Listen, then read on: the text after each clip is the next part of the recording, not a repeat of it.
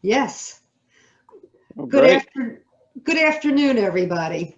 My name is Janet Rosenzweig. I have the privilege of being the Executive Director of APSAC, the American Professional Society on the Abuse of Children, and we are your hosts today for this Zoom chat number 4 in the series of special events we've organized to support our members and our colleagues throughout the child welfare profession as we all learn to deal with these extraordinary circumstances facing children, families, communities, and everyone in between. We generally start our events. We've got a fabulous program today, so I'm going to move rather quickly. We typically start with an update on what's happening in Washington. So there's 2 things I want to share that we've heard from our advocacy colleagues in Washington. First of all, Bree Stormer, who is one of our technical wizards behind the scenes, is going to be putting a link in the chat box to an article from the Chronicle of Social Change.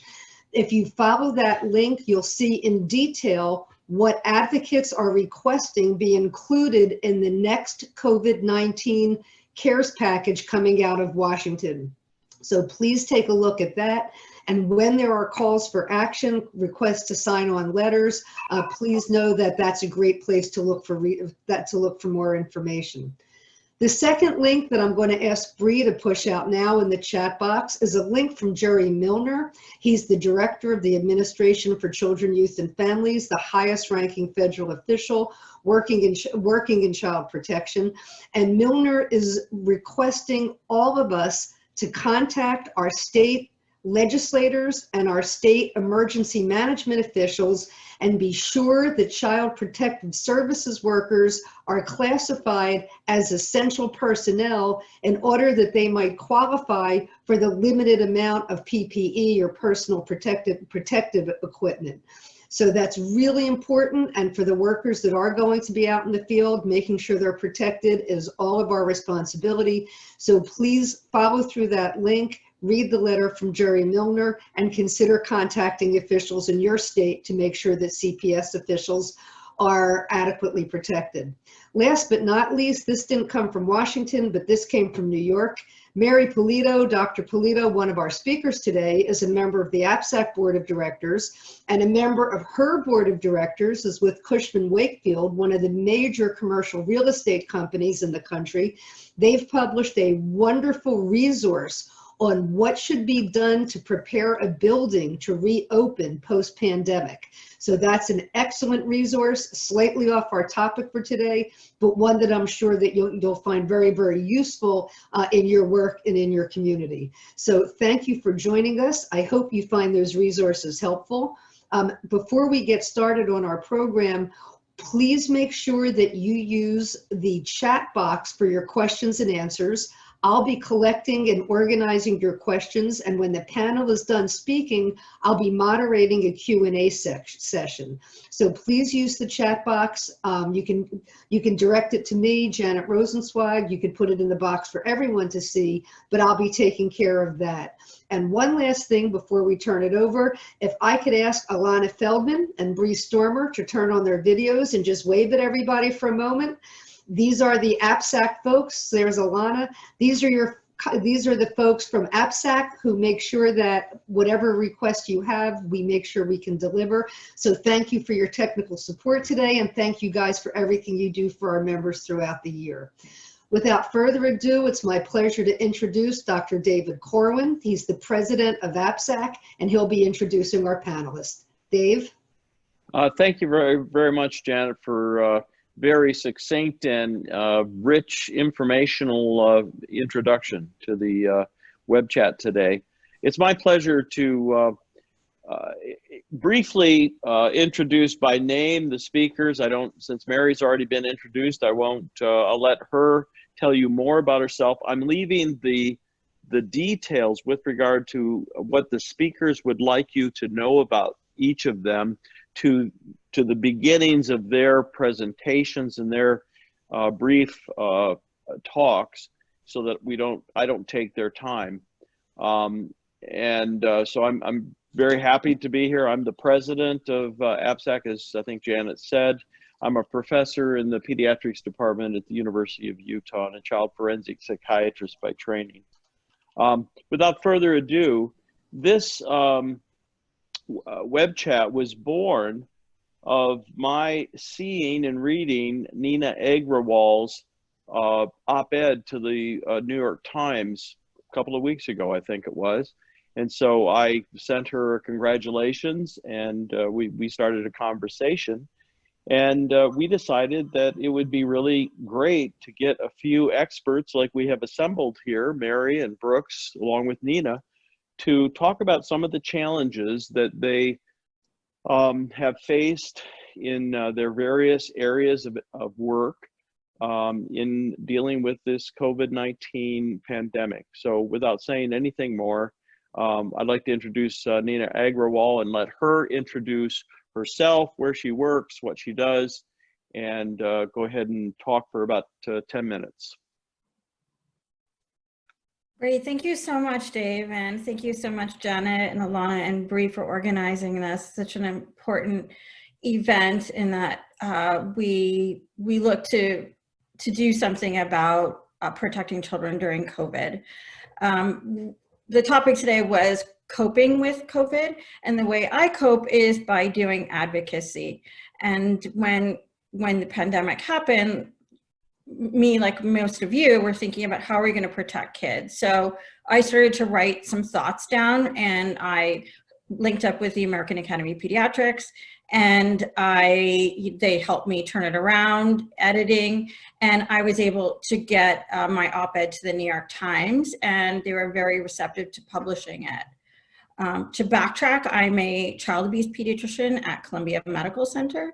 And I want to thank Teresita Velez, a medical student, for helping me prepare this presentation today. Okay. So in New York City, we know we're the epicenter of the COVID pandemic. Schools closed mid-March for us. We are the largest public school system in the country. And with that, we know we've lost a lot of our safety net in protecting children. And, you know, in response to that, as I told you, I wrote this op-ed, and it was entitled "The Coronavirus Could Cause a Child Abuse Epidemic." And the subtitle is, "This crisis has created conditions for a rise in violence that young children will find difficult to escape." So I basically laid out the problem and what we can do about it. And one thing I like to do in advocacy is offer solutions. And, you know, I think the media has really helped raise awareness about this issue. And I think there's such an opportunity for us to introduce prevention that we can keep in place now and beyond the pandemic.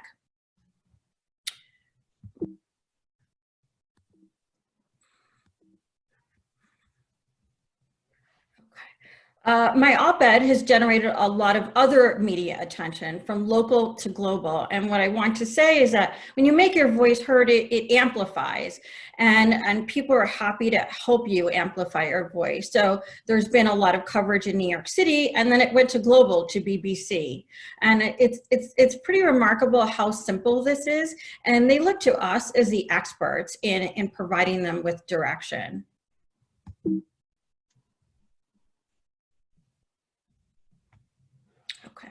So I'm going to go through sort of the talking points that I use when I talk to media about this issue. I feel like the more that we as a group, as child abuse professionals, can help raise awareness, I think the more effective we can be at preventing an epidemic within a pandemic.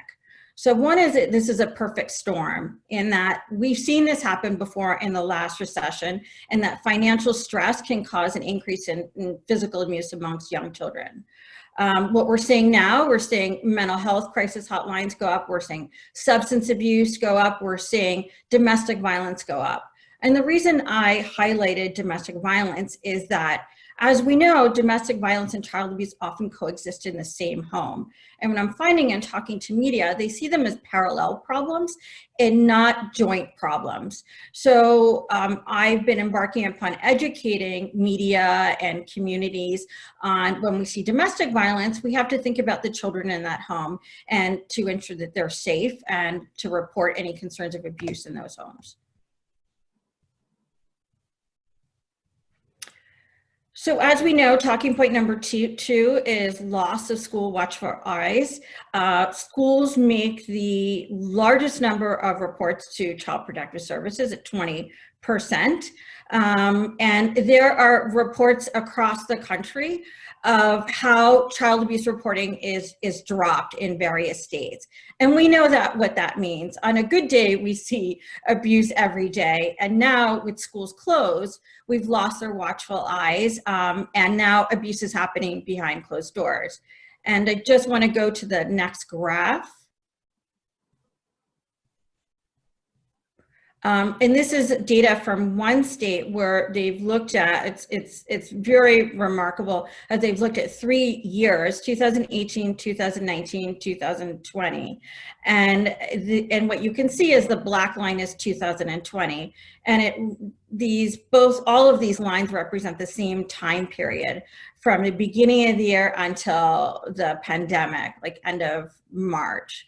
And what you can see is there's a precipitous decrease in reports. And we know what that means. We know that means that children are likely being abused, but they're not coming to the attention of the authorities.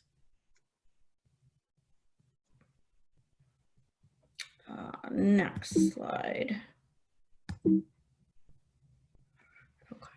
So talking point number 3 is to offer solutions. I find that the media really appreciate solutions. So in my op-ed, I outline sort of a 3-tiered approach to it, that as individuals, we each need to do our part.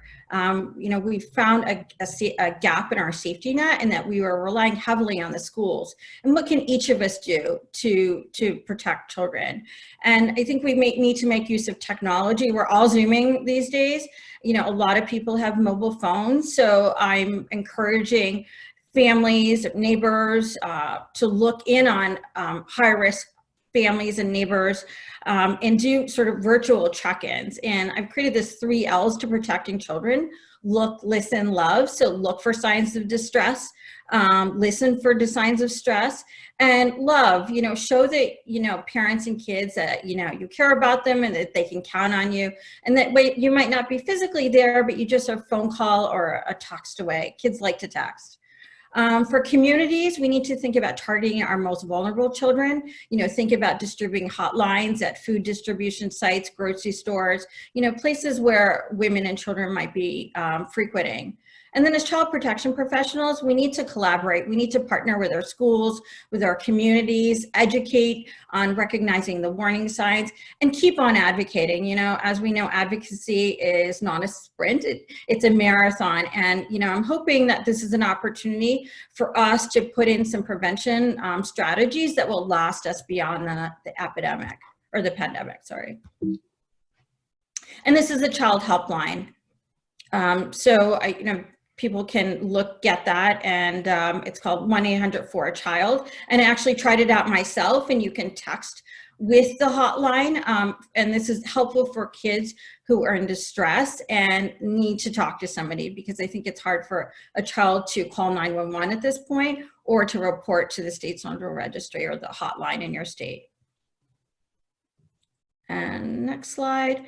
And next slide is just speak up. I find that people are anxious for us to hear our voice, and they are receptive to advice that we can give them. And I'm happy to help you in formulating strategies in your area. And I think, I'm hoping on this call that we can share strategies in each of our areas and come up with some great resources. So thank you so much.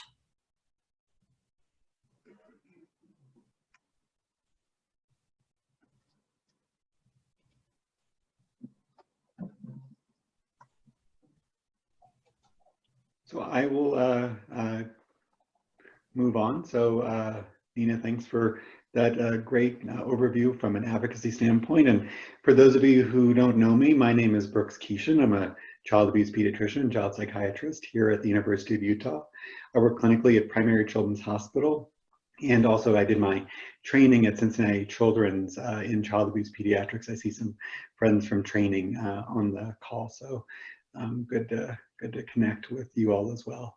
And what I'd like to share with you all today is another piece of the puzzle, specifically as it pertains to, well, how do we continue to respond to these kids after we know that abuse has occurred or after we know that they've experienced significant traumatic events in this kind of pandemic that we're all facing, where we're trying to figure out how do we weigh what's the right next step for which kid.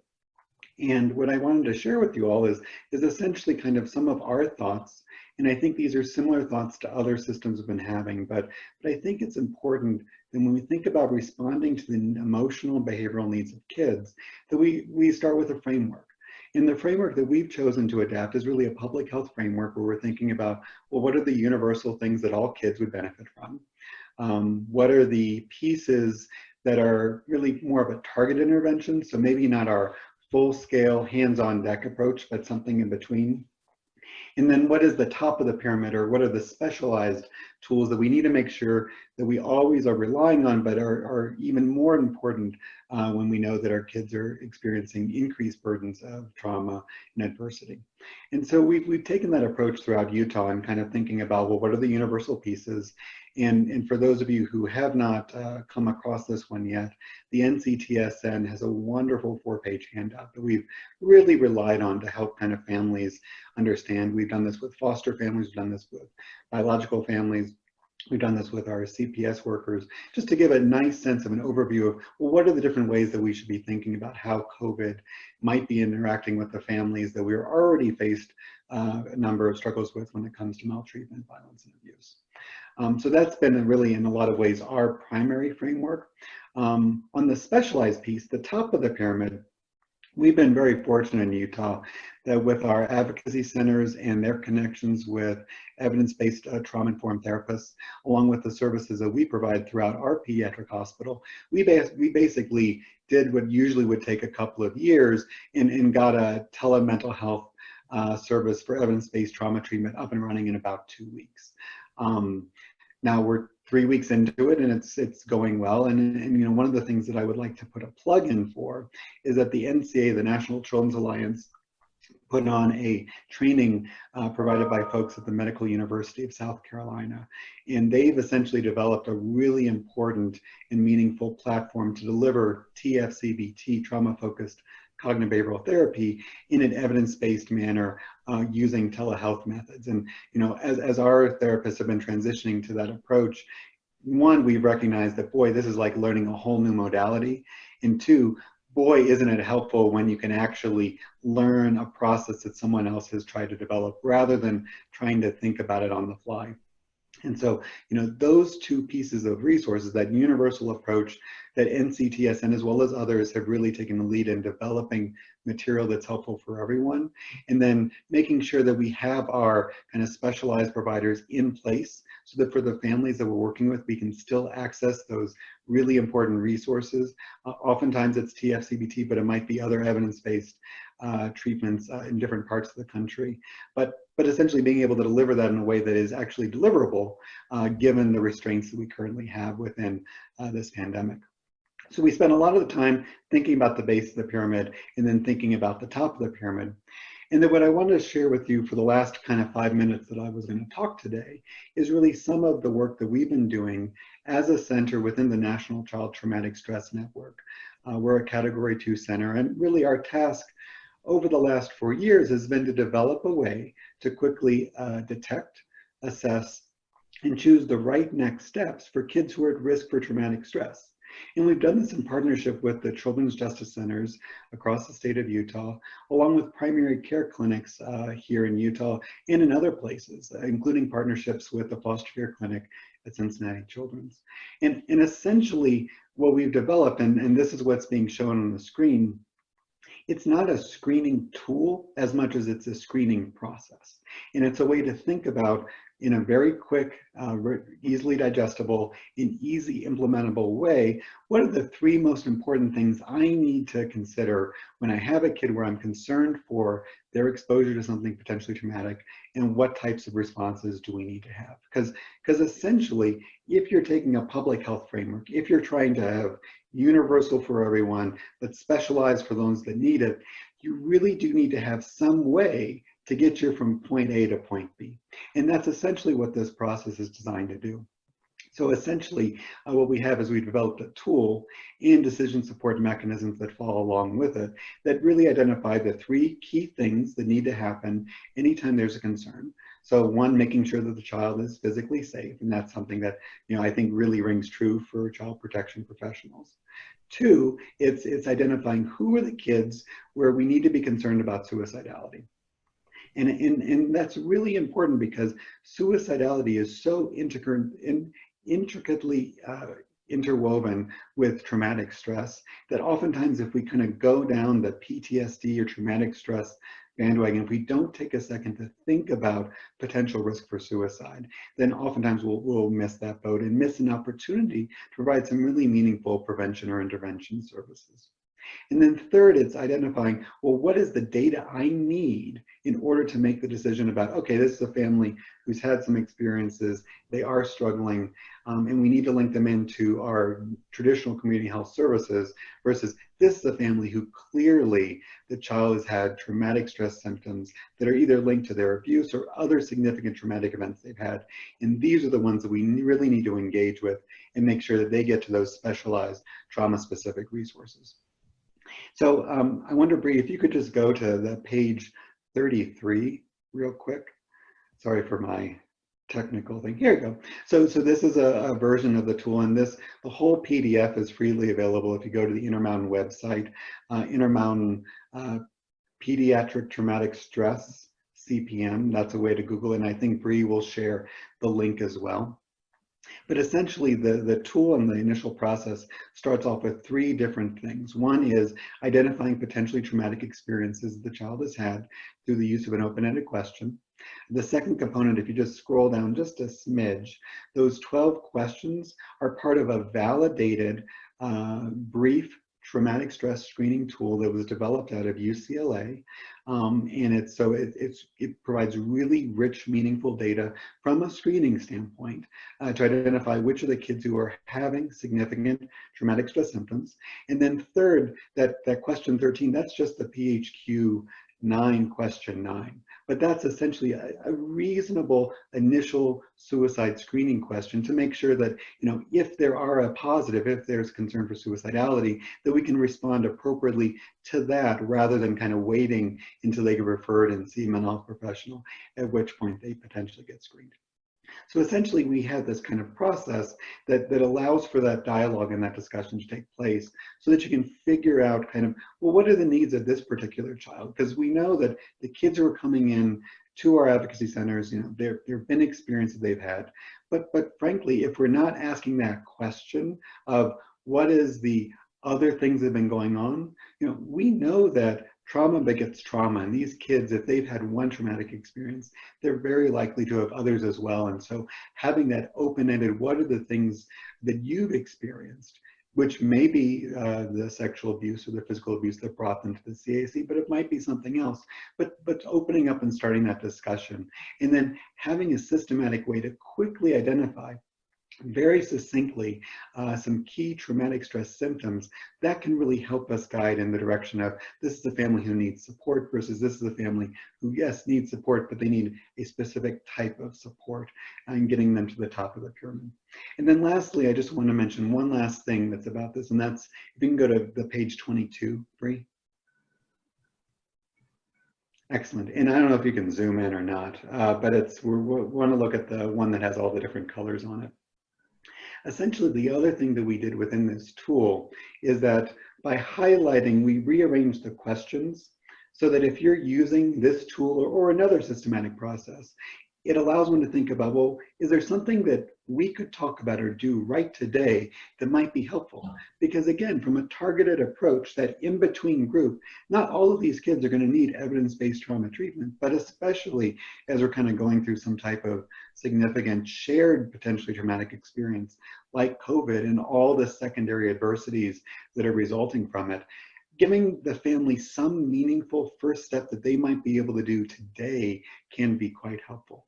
And so we've rearranged the order of the questions so that as you're going through the screening tool, the first two questions involve sleep.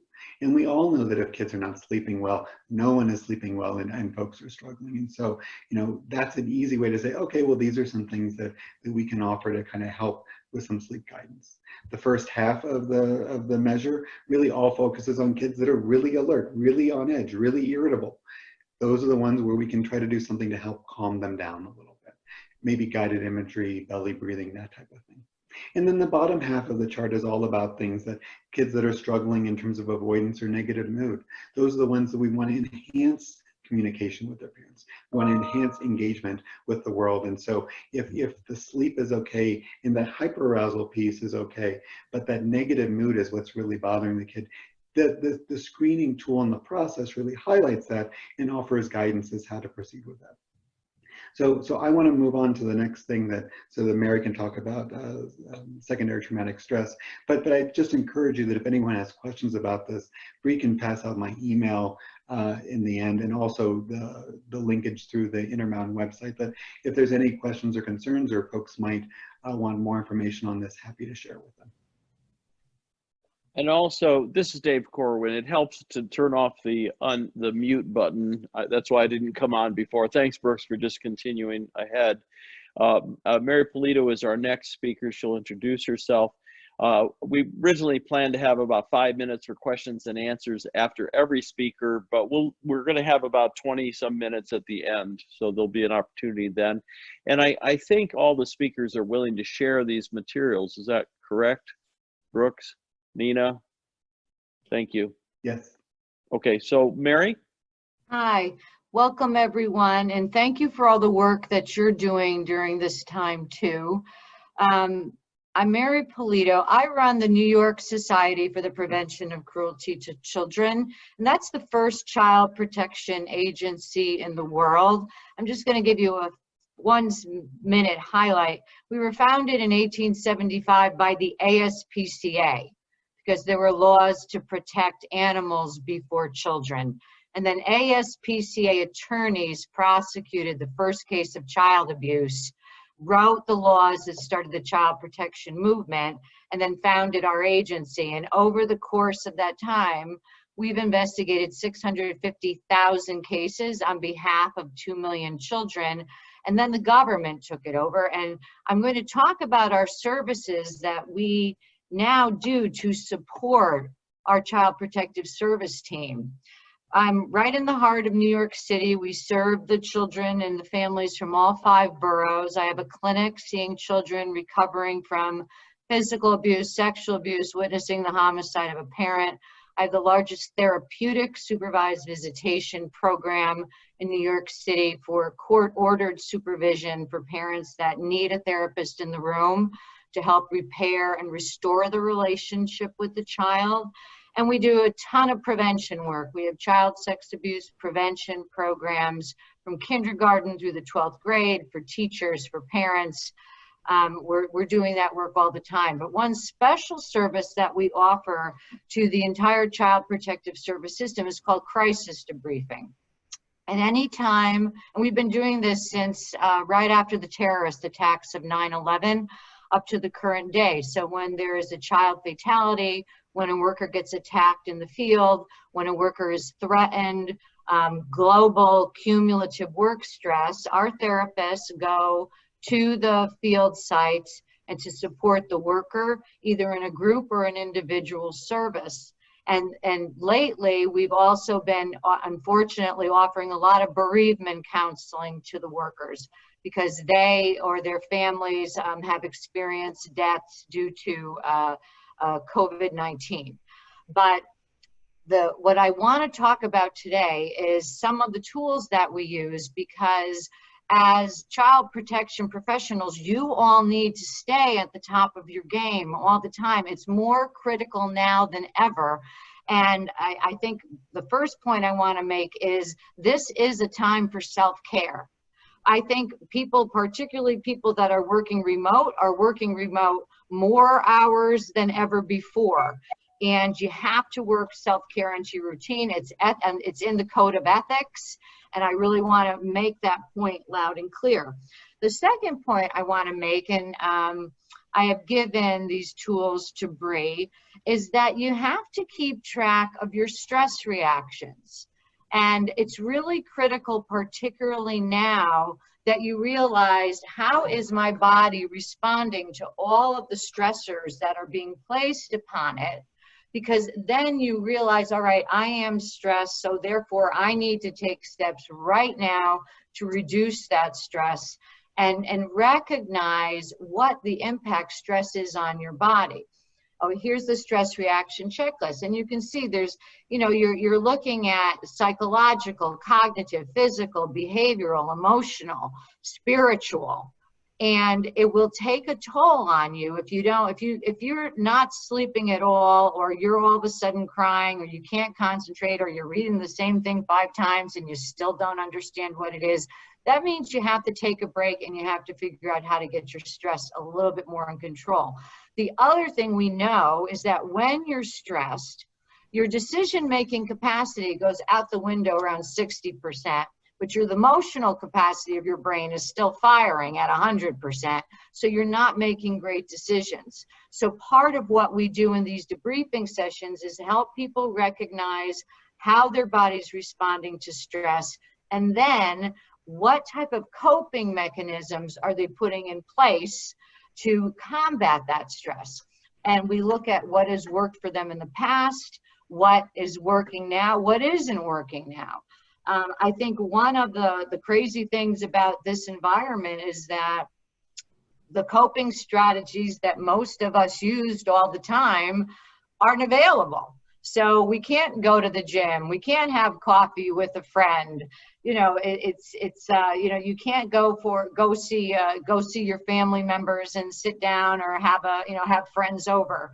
You have to now find new ways of coping and figure out, or make sure they're adaptive and not maladaptive. So in these debriefing sessions, we're also going through and helping people share what works, what doesn't work, and what do they need to get through this really stressful time.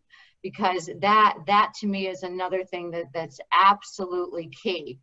The other important thing that, Bree, if you could put back the self-care plan, that I think is just absolutely critical, is we need to figure out every single day, how are we going to take care of ourselves? It's that old expression, you got to put your own oxygen mask on first before you turn to the person next to you. So it's not selfish. It is important and it's critical, because if anything, I think we find that we're making more important new types of decisions under COVID than we've ever had to use before. My entire agency is now doing telemedicine, and as Brooks mentioned, there's a lot of challenges with all of a sudden you're running a clinic using telemedicine. So you have to figure out, what are you going to do for physical self-care? If you used to, I'm now walking up and down the 11 flights of stairs to my co-op every day because I find that makes me feel better. I can't go to the gym, but are you getting enough sleep? Sleep is critical. Turn the phone off, put the phone away. The other thing is, are you getting into a routine? Get up and get dressed. Wear clothes that make you feel good. These are all little things that you can do during the time. And in the debriefing sessions with the workers, we're also going through all these things with them to help them develop a self-care plan, to help them combat their emotional distress, psychological distress, the spiritual questions that they have. And we're giving them alternatives for a time when same old isn't going to cut it anymore. And I think no one should beat themselves up over the fact that what they normally use, hey, is not working during a pandemic, because guess what? Most of us have not lived through a pandemic. And it's a time when we really do need to figure out what do we have to do every single day to come back at the top of our game, and what does that look like? So I have given Bree quite a few tools to put up and share with everyone, because I think it's critical that the professionals also during this time are taking the steps that they need to take care of themselves. With that, I turn it back to Dave. Thank you very much, Mary, Nina, and Brooks. We really appreciate your opening comments and the tools that you're sharing, the documents that you're sharing with all the participants. If any of those of you who are out there in Zoom land know others who had reserved or registered for this web chat, we had a little bit of a problem with Zoom. They didn't process our application for a 500 capacity, and so we got stuck at 100. So there's 100 and some unhappy professionals out there that will be emailing and telling that they can look at the recording that will be posted with the materials of the speakers, and our apologies to those individuals. But at this point, I'd like to turn it over to Janet to moderate, to facilitate the questions and discussion. And we're going to try to put up the participants who are willing to share their video so that we can all see each other, and the speakers and myself will turn our videos off. Or I think, Bree, actually you can do that, I believe. Is that correct? If you guys want to leave your cameras on, that's okay. If you want to turn them off, you can turn them off yourself. When the names do come on, you're going to see probably 40 people who appear to be named Bree Stormer. That's because of the particular link they use to get into Zoom. There really is only one, but you're going to see a lot. So if your photo comes up and your name appears to be Bree Stormer, go to the upper right-hand section of the box where your photo is and change your name so we know who you really are. So, for the panelists, if you want to stay with us, we do have a couple of questions that I think might be really thought-provoking. So let me throw them out, and I'll leave it to you to decide who's the best to answer, or several of you may take a shot at the same question. One is, I'm curious about any ideas to help parents cope with explosive or aggressive behaviors from kids in order to decrease triggers for parent reactivity. So how can we support parents to deal with explosive behavior from kids before the parents themselves explode? So I'll just make one quick comment first, because what we did, recognizing that there wasn't going to be enough resources as we were trying to transition to the telehealth platforms, is that we kind of incorporated a trauma-informed behavioral approach as another way to respond to kids. And essentially it was borrowing a lot of what we already know is very effective with parent-child interaction therapy. So some folks, including, and the name is blanking on me, but essentially kind of thinking about some of the general principles of behavioral management. So instead of kind of saying, oh, well, the kids are running amok and, you know, we don't want to do corporal punishment, which is exactly the message we want to be giving, but we need to replace it with something else instead. And that's where kind of some trauma-informed behavioral interventions might be really critical to use. So that it starts with kind of initially enhancing communication between parents and kids, enabling the parent to kind of see, you know, oh, what are these reactions that my child is acting out because of some other distress or something else that's going on, and then giving them some really effective ways to kind of both engage in a positive way with their child, using, again, borrowing from parent-child interaction therapy, some meaningful child-directed interaction, so that they're doing something that's in a setting where the parent can follow the child's lead and they're having some good shared time together. Because I think parents will often get in that cycle with the reactive, explosive child, that they almost start just avoiding them as much as possible, when in fact we actually need to be having the parent engage with the child in a proactive and healthy way that enhances that connection and strength. And then lastly, of course, kind of thinking about some pre-developed kind of structured behavioral strategies to kind of help shape some of that unwanted behavior. So I think that's really what we try to be doing within our targeted approach, but also recognizing that if kids are really explosive, we need to figure out how to connect those families with the therapists who can provide more kind of hands-on parent-child interaction therapy, which I am happy to say, the folks who developed PCIT and the folks who have revised over the years, I mean, there's some really cool tele-PCIT adaptations out there that can actually be helping families support them in doing that work in real time in their homes using teletechnology. Great. Are there any specific resources or websites you'd want to direct people to, maybe? I mean, I'm putting you on the spot because, but if you know any offhand, how you might direct people to find some of those resources. So the World Health Organization put out some wonderful parenting resources that is very consistent with that, and we've been including that in a lot of our materials specific to behavioral management.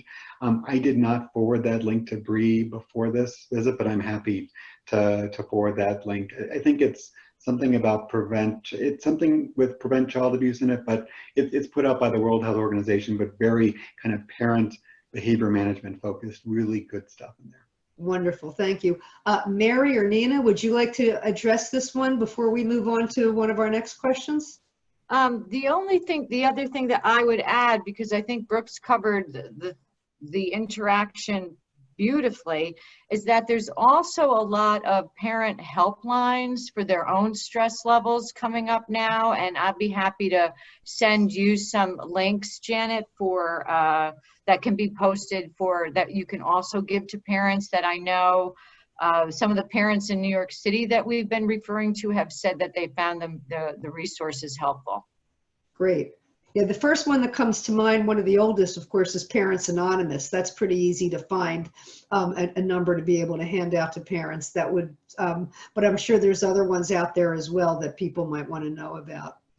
The next question we have is, what do you think are some of the best ways we might be able to reach some of the at-risk families that aren't coming to us for help? Can you repeat that, Janet? Sure. What are your thoughts on how we might reach families at risk that aren't necessarily reaching out to a professional for help? I can start with that. I think the schools is a good place because the schools they're ramping up to remote learning. And so I've been in touch with, some of the schools in New York City. And I'm actually having a conference call with their mental health clinicians next week in how they know they're high-risk kids, and the challenges they're not able to reach some of these kids. So I think it's important that we work together to come up with some strategies. And I'd like to introduce everyone to Sarah Rock, who is one of the participants. Sarah, if you'd share your screen, and Bree, if you could open up whatever button. I'd like, you're gonna have to turn off the back. Yeah.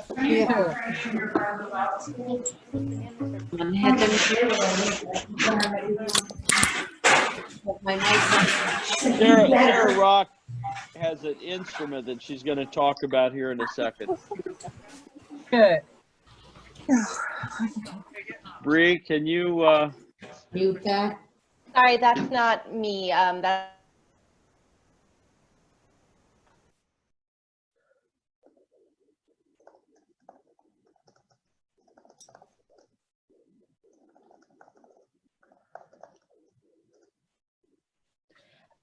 Apologies, Alana and I are working on it.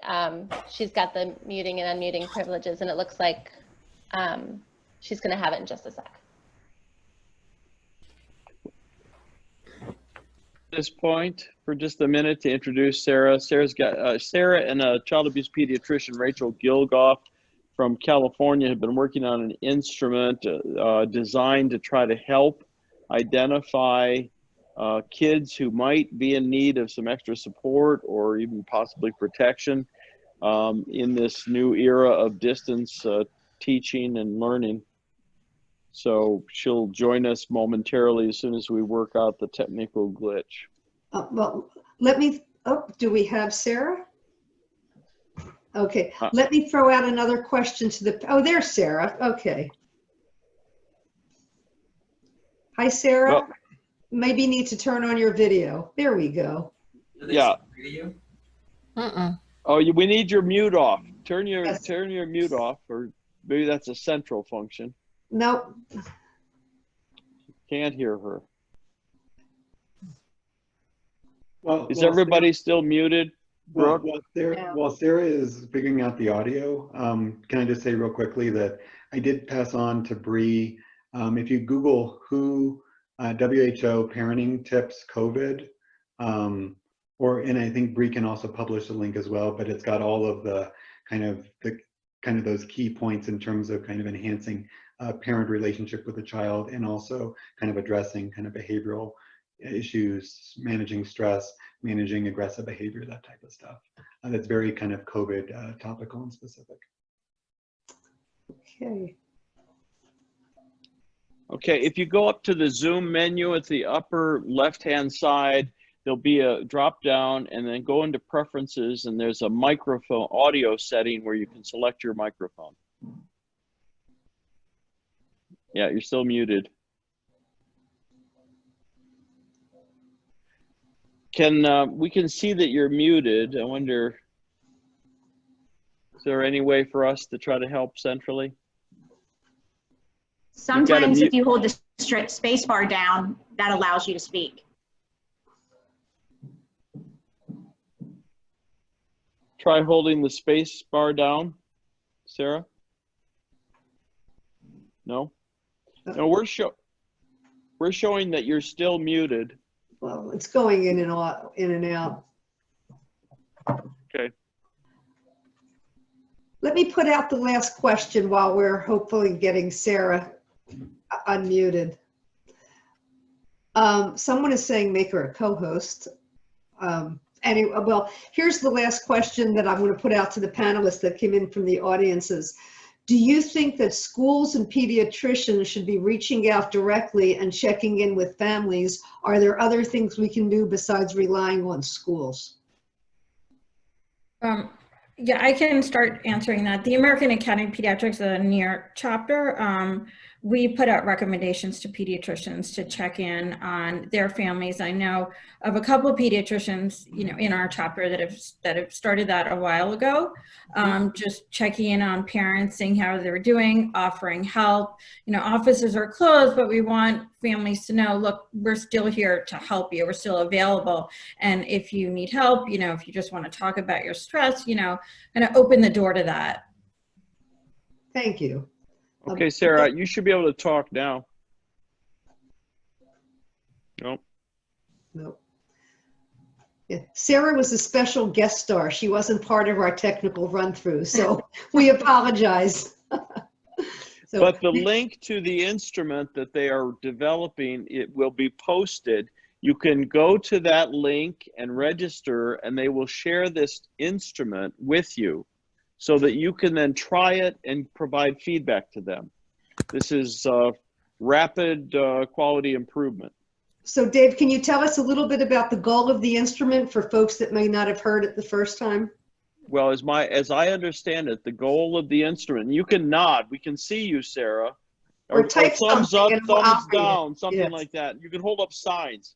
The goal is to try to provide a tool to teachers and those who are communicating over Zoom or some internet video to try to help them identify children who may need additional support, assistance, and possibly even may need some protection. But this is a new instrument. It's being developed by people with a lot of experience and background in working with child maltreatment and children, but it is not been tested yet, and it's just at the very earliest stages of development. Correct, Sarah? Okay. And anything the rest of you can do to help would be great. Go ahead and say something loudly. No. Doesn't work. It is a timely resource, and the one we've gotten many, many questions about through these various web chats is how can we guide teachers and other mandated reporters as they're interacting with kids for what to look for, and an organized attempt, a good methodological attempt to answer that question is wonderful. If I don't see any other questions coming through in the chat box, I can do two things. One, I'd like to open it to the three panelists and offer you the opportunity to have any final words to the folks with us out in Zoom land. Would anybody like to have the last, add anything to what they've already said? Okay, well, what I'll do is I will thank everybody. Was everybody able to talk? Is everybody unmuted? Try talking. Brooks, you can talk. Mary? Yes, yes. I have, Janet, I do want to say just one more thing in closing is that I think for all child protection professionals right now, I think we have to understand that it's a new normal and that it's normal to be stressed, and don't judge yourself and don't think you're not at the top of your game, but identify what your self-care needs are and identify what your coping mechanisms can be, and then, you know, change them where you can and alter them and figure out, you know, new ways to just make your day a little bit more relaxing for you. If it's mantras in the beginning of the day, if it's a cup of tea in the middle of the day, if it's some nice Zoom chat or Zoom happy hour at the end of the day, but do something nice for yourself every day to create community, to give yourself balance, and just to restore your resiliency for coming back, because we're in this for the long haul, and you know, we've still got a ways to go, and it may come back again, but we need all the providers that are on this conference call today to stay strong and stay well and stay healthy. Well, I can tell you I personally resonated with the information on your checklist, reminding me that emotions are a lot sharper than cognition these days. That's certainly been true. I've been feeling a lot more than thinking, and thank you for helping me remember that that's the stress of all this that made that happen. For those of you who don't know APSAC that well, we're the American Professional Society on the Abuse of Children. We are committed to bringing the best research findings to you in ways that help you bring excellence to your own practice in whatever discipline you practice to promote the well-being of children and families. If you're not a member of APSAC, we urge you to consider joining if you're interested in all of the benefits we have to offer. We have a special discount code, ZoomChat10. If you go to our website and click join now and use that discount code, you'll get a discount on your membership. And we really encourage you to stay with us, even if you don't join. Keep in touch through our website, use our resource list, and see everything else that we've got available. And Dave, I know you wanted to have the final words. Yes, I always like the last word. Or I could get into a Como thing. I don't know if anybody saw that, where the two brothers were trying to have the last word on each other. But with Sarah's willingness, and maybe even Rachel could join us, maybe we could have them do a web chat on their goals and what they've developed, and that by making them speakers, we get them involved in tests and a dress rehearsal to make sure that we get all the technical things worked out. And we will work out our arrangement and contract with Zoom so that we get our full 500 that we thought we were paying for. So thank you very much, everyone. Is there anybody who has a last word? You want to show us your identity or person is that possible? Can our central people? Thank you. Hi, wonderful, great. Is there anybody else who's with? Oh, great. Oh, wonderful. wonderful. Look at all those people. Please come on. Let's see you. Thank you. Wonderful. Look at that. And I'm gonna turn mine off so there'll be more room for you folks. Yes, Alana, if you could unmute, then if anybody wants to jump into the conversation, that would be great. So you are all unmuted. Anybody who wants to jump in, ask a question, say hi to anybody, please do. Just saying hello from Sedalia, Missouri, from Child Safe of Central Missouri. Wonderful. Excellent. Hi, this is Marion White. Hello. Yes. Hi. Hi, Marion. How are you guys? It's Marion White with the Child Abuse Prevention Program at New York Foundling. I was just messaging, and then I realized I was only messaging privately to Bree. So we've developed a blog that we've been in communication with the schools that we work with in New York City. We usually do a live presentation using life-size puppets to talk to kids about abuse prevention, where they have an opportunity to speak one-on-one with our staff following the program. And we've been doing this since 1986. About 5% of the kids that we speak with do end up having some sort of assistance provided afterwards, and 1% of the kids that we speak to actually tell us something that results in a report to the Child Abuse Hotline.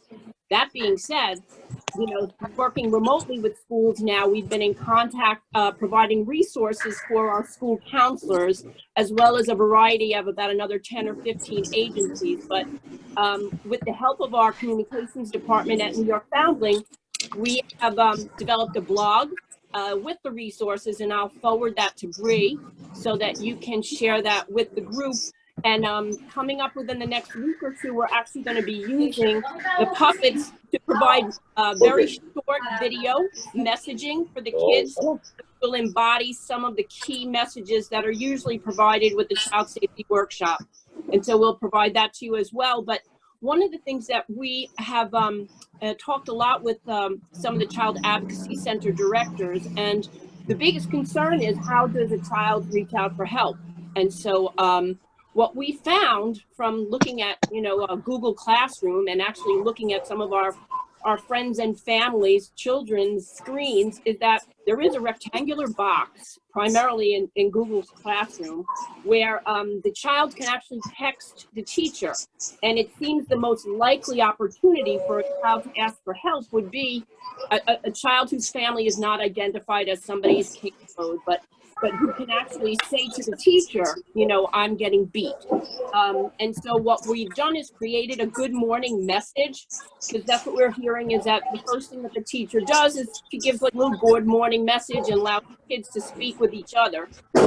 And so if the teacher can then say, as part of her good morning message, that if you ever have any problems with your work, your homework, or if you ever feel unsafe, or if you're ever feeling like you're hurt and you need help, you can always contact me. And so the thought is giving the child on a daily basis the opportunity to know that the teacher is right there. And so we can forward all that information to Bree so that she can share that with you, and for some of the places and the schools that you have contact with. And thank you so much. I am so glad that you came on and told us about your experience and your resources and tools. And will you please, we know where to find you, but will you also find us and talk with us about possibly doing one of these web chats in the near future to describe your tools and approaches that you've worked out over these years more? Thank you. Yes, certainly. Bree, are you going to launch a poll while we still have folks with us? Yep, I think if Alana can switch the hosting privileges over to me right now, then I can launch the poll. In the meantime, would anybody else like the floor to share a resource or a question?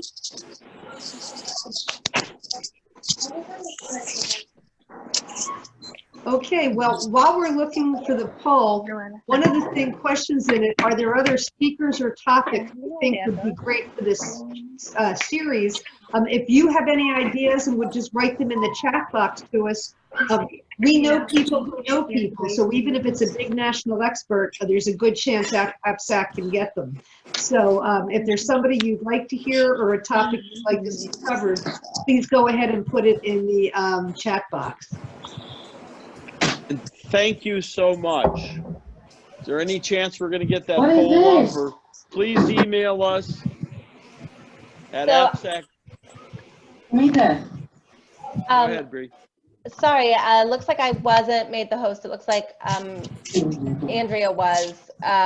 Brian was here. Brian brought that. If we want, if we want, we could ask the question and have the folks answer in the chat box. Put my girl in. Yep, I think we've got some interference in the I think background. we should probably mute all the microphones, and then you just finish up and say how people can give us feedback, Bree. Right. The Oh. AppSec staff is the host now. Okay, so The that's AppSec. Alana. We can hear you though, Bree. Go ahead. Go ahead, Bree. Sure, Janet, should I just go ahead and ask the question and have folks answer in the chat? Sure. Oh, and actually I may have just gotten hosting privileges, so I'm gonna launch the poll. Let me know if you can see it. Oh, yes, thank you. Perfect. There's a poll, huh? They just have to check the circle and then hit submit. Is that the way it works? Yes. It does, yes. And while people are doing that, also watch the chat box, because a Chelsea McCracken shared a resource her agency created to help with the emergency homeschool.